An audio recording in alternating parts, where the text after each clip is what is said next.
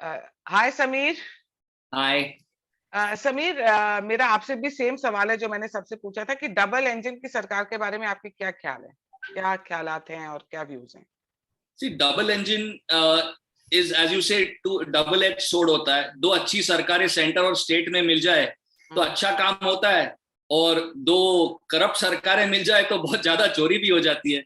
But on a more serious note, double engine सरकार अच्छी होती है if you have two good governments like Modi ji at the centre and a good state government. और इसकी सबसे बढ़िया मिसाल मैं दे सकता हूँ, उत्तर प्रदेश में हो रही है।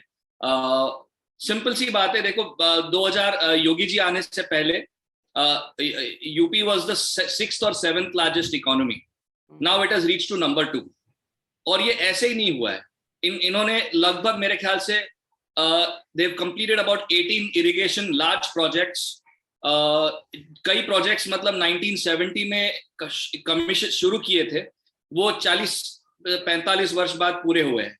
And these projects are benefiting over 50 lakh farmers in the state. Infrastructure आप देखो, इंडिया का हाईवे नेटवर्क हुआ करता था कुछ 1400 किलोमीटर एक्सप्रेसवे का।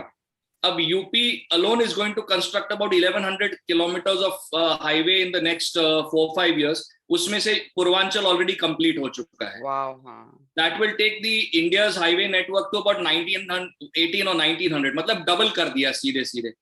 सो यू मीन टू से कि अगर सेंटर में बीजेपी सरकार है और यूपी में बीजेपी की सरकार नहीं होती तो इतना सारा काम नहीं हो पाता? नहीं हो पाता। I tell you why. Because देखिए, हर प्रोजेक्ट या इंफ्रास्ट्रक्चर या आप कुछ भी ले लो, उसमें सेंटर और स्टेट का तालमेल होना बहुत जरूरी है। जैसे यदि आपको हाईवे बनानी है तो land acquisition plays a big role, just, और उसके साथ साथ सेंट्रल गवर्नमेंट के रिसोर्सेज भी लगते हैं। तो दोनों स्टेट और सेंटर की कोऑर्डिनेशन बहुत जरूरी हो जाती है। And both then want to develop the state. Political issues नहीं होते हैं इसमें, पर्सनल ईगोज बीच में नहीं आते हैं, राइवलरी नहीं होती है। आप बाय द सेम टोकन आप देखो ना, कोई भी नॉन बीजेपी रूल्ड स्टेट में अब वैक्सीन डिप्लॉयमेंट की बात छोटी, which is such a critical thing, उसमें हमने देखा कितने स्टेट्स में वैक्सीन दिए गए थे सेंटर से और वो डिप्लॉय नहीं हुए। कुछ स्टेट्स में तो कूड़ा में वैक्सीन मिला हमको। So these are issues. Plus आप देखो यूपी में, coming back to UP, before Yogi ji came I think there were कुछ 11 और 12 मेडिकल कॉलेजेस, अब 30 कॉलेजेस हो गए।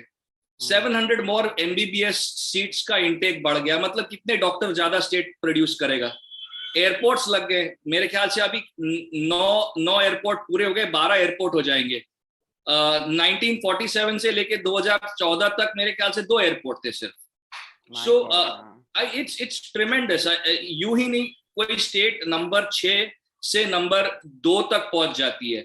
वंस अपॉन अ टाइम लोग कहते थे यूपी में कुछ होगा नहीं, यूपी के लोग मुंबई दिल्ली जाके काम करते हैं। अब वहां फिल्म सिटी बनने की बात हो रही है 100 एकड़ की जमीन पे। So you know there is a lot of advantages. हमारे यहाँ मेट्रो का काम काफी तेजी से चल रहा था। I believe it is not going on at the same pace right now. Yeah. So there are obvious advantages of having a center and state as the same BJP government. या जैसे अभी मेरे को, जैसे my servant was saying कि वो दिल्ली में ही रहता है, उसका आधार कार्ड वगैरह दिल्ली का ही है।